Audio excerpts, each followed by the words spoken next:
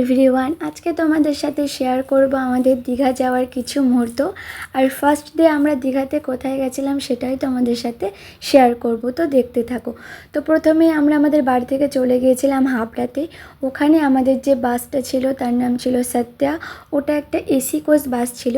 তো তারপরে আমরা নেমে পড়ি কোলাঘাটে একটু টিফিন করার জন্য। তো আমি ওখানে ভিডিও করছিলাম, কিন্তু বাবা ভাবছিল যে আমি ফটো তুলছি, ওই কারণে ভিডিও দেখে সরে যাচ্ছিল। তো তারপরে আবারও বাসে উঠে পড়ি। আর আমি না বাসে উঠলে প্রচণ্ড পরিমাণে ঘুমাই। তো তবুও যখন যখন আমার ঘুম ভাঙছিল তখন আমি এই ছোট ছোট ভিডিও ক্লিপগুলো নিয়েছিলাম তোমাদের সাথে শেয়ার করব বলে।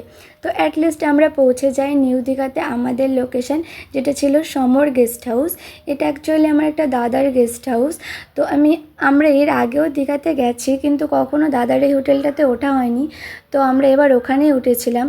খুবই ভালো ছিল রুমটা, ডবল বেডের একটা এসি রুম ছিল ওটা। আর বাথরুমটাও খুবই পরিষ্কার পরিচ্ছন্ন ছিল।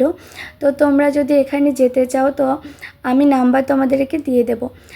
তো তারপরে আমরা একটু রেস্ট নিয়ে খাওয়া দাওয়া করে বেরিয়ে পড়েছিলাম সেই জায়গা দেখার জন্য, যেখানে দেখার জন্য কোটি কোটি মানুষ দূর থেকে আসছে। হ্যাঁ, জগন্নাথ ধামে গেছিলাম। তো জগন্নাথ ধামে এর আগেও আমরা দীঘাতে গেছি, কিন্তু তখন সেটা ওপেন হয়নি, তাই এবার আর সেই সুযোগটা মিস করতে চাইনি। তো দেখতেই পাচ্ছ কী পরিমাণ ভিড়। আর যখন আলো জ্বলছিল মন্দিরটা অসাধারণ লাগছিল।